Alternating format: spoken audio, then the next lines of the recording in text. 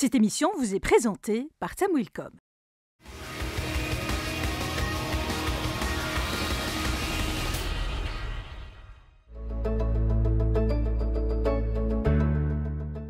Beaucoup d'industriels s'accordent sur le fait que la décarbonation du tissu entrepreneurial soit un enjeu de compétitivité majeur pour les entreprises marocaines. Le foisonnement de programmes allant dans le sens de l'accélération de la transition énergétique des entreprises marocaines est vu d'un bon œil par le patron de Maghreb Industrie et figure emblématique du patronat marocain. C'est des programmes qui ont commencé déjà il y a plusieurs années, donc ils consistent essentiellement en une aide à l'investissement. Donc c'est une prime qui est donnée à l'investisseur et donc qui rentabilise ou qui accélère la rentabilité des investissements qui sont faits dans le domaine des énergies renouvelables. Et donc ce sont des encouragements qui sont toujours très bons à prendre. Alors il me semble que l'encouragement varie selon les programmes, je crois entre 10% et 30% dans certains cas. Donc c'est sûr qu'avec un encouragement de 30%, l'incitation est remarquable. Donc ce type d'incitation est bien sûr le bienvenu pour amorcer un développement qui est nécessaire aussi bien pour les entreprises que pour l'écosystème et la compétitivité.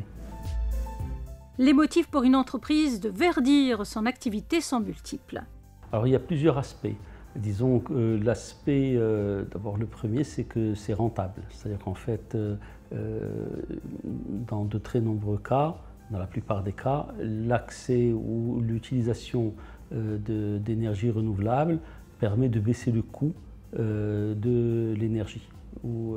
Et donc dans ces conditions, permet de baisser le prix de revient et donc améliore la rentabilité. Alors, simplement, l'investissement est relativement long. C'est-à-dire le payback de cet investissement peut être de plusieurs années et les montants sont parfois importants. Et donc de ce point de vue-là, il y a besoin d'avoir des ressources financières suffisantes. Donc les encouragements que vous avez cités tout à l'heure, comme le Morcef, FinTech ou autres Tatouer, sont bien sûr les bienvenus. Le niveau d'alerte des industriels marocains sur les enjeux liés à la décarbonation est appréciable, mais cela ne suffit guère. La taxe carbone sera appliquée pour certains créneaux seulement, pour certains métiers, et ce ne sera pas généralisé. Et il y a beaucoup de problématiques en fait dans la mise en place de la taxe carbone. Donc en réalité, il y a plus une question d'image et probablement de normes fournisseurs, de normes acheteurs. C'est-à-dire probablement les entreprises qui vont décider, on commence par l'automobile veut devenir verte, notamment après le scandale du diesel en Allemagne par exemple. Donc les équipementiers ou les entreprises allemandes vont être nettement plus rigoureuses dans la sélection de leurs fournisseurs et vont imposer probablement des normes acheteurs qui vont passer par un contrôle de la décarbonation. Le niveau d'alerte au Maroc est déjà relativement élevé, mais il va devoir être encore amélioré de façon à ce qu'on ne confonde pas l'installation de quelques panneaux photovoltaïques, aussi nombreux fussent-ils, avec une décarbonation effective.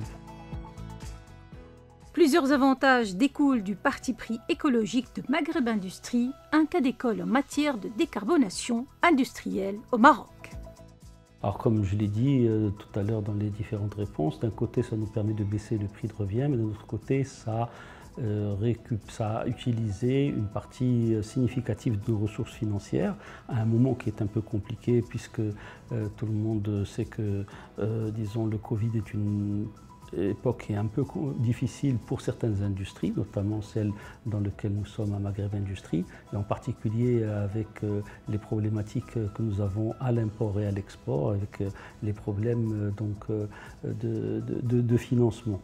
Bon, donc la croissance a été altérée par les contractions du marché dans notre secteur, et donc il y a une redistribution qui est en cours, mais il reste tout à fait évident que le coût pour nous de l'utilisation de l'énergie est plus faible que ce qui peut se passer probablement chez nos confrères. En définitive, le retour d'expériences locales prouve que les entreprises pionnières en matière de durabilité s'attirent de plus en plus les faveurs des investisseurs friands de placements rentables et responsables.